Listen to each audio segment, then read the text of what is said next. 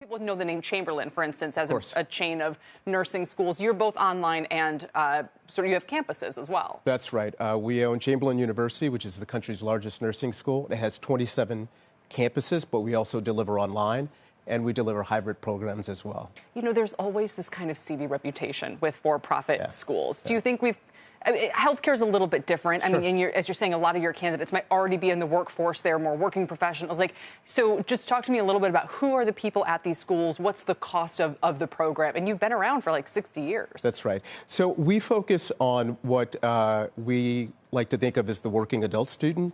These are folks that have jobs, they have families, they have other obligations, and we take to market a model that meets them where they are. So we have part-time programs, night and weekend programs, full-time programs, and we try to support the student in a way that allows them to achieve an outcome that they might not be able to achieve at a traditional university. Well, the Wall Street Journal front page reminds us today of the high cost of state colleges and universities, broadly speaking. We're like, maybe some for-profit pressures would be good for them. Sure. Talk to me about the quarter that you guys just had. What led to the earnings and revenue beat? Well, we're seeing a real return in demand from an enrollment perspective. The pandemic was tough on higher ed as a category. Across that category, about an 8% loss in enrollments. As the pandemic has waned, we've seen real demand for our programs, and healthcare is suffering from a tremendous workforce shortage. So the demand for physicians, for nurses, for veterinarians is as high as it's ever been. Sure, we should mention one of your large schools is a veterinarian program as well. I've read pieces about how, especially, for instance, in the UK, there's really a talent war going on where they're trying to import nurses from African countries that can't afford to export them. How acute is the problem in this country? If you talk to hospital CEOs, if you look at surveys of hospital CEOs, their number one challenge is workforce. Both the strain on their existing workforce, but also the shortages that they have. It has a real impact on quality of care, and we view ourselves as a scaled solution to address that. You give 9% of nursing degrees, and is it same for veterinarian degrees every year? That's right. 9% of nurses, 9% of vets. We're the second largest of residents to hospitals, medical residents.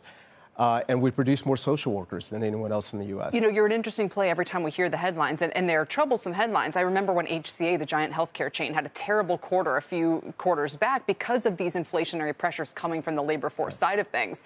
So, it's almost like a pair trade. You could short ACA and go long Adtalem. Sure. Do you think at some point this market will, be more in balance, or have we seen any sign that those labor pressures, those wage pressures are starting to ease up? No, I think they're actually getting worse. And so that's both tough news for healthcare, but great news for us as we look to scale up and provide more workforce to hospitals and health systems. It's good for the quality of care. It's good for health outcomes. And it's also a way to provide access to careers to folks that might otherwise not have them. Totally. So with colleges overall, we've seen these are the years now in which things might get a little bit more lean just by demographics and population. Do you guys expect to buck that trend as well? What does revenue growth or kind of enrollment growth probably look like in the next few years to come? Yeah, college as a category is facing a number of challenges. Enrollments are down, student debt is at an all-time high, and I think people are questioning the value proposition of a college degree. Where I think we're different is because we play in healthcare, and the need there is so acute and so great.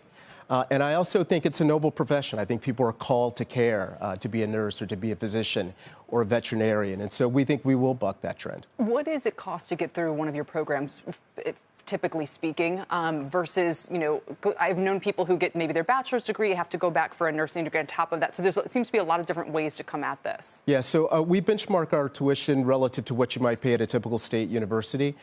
We think all of our programs are affordable, but more importantly, they're highly employable professions, which means that our students are able to service their debt, repay their loans.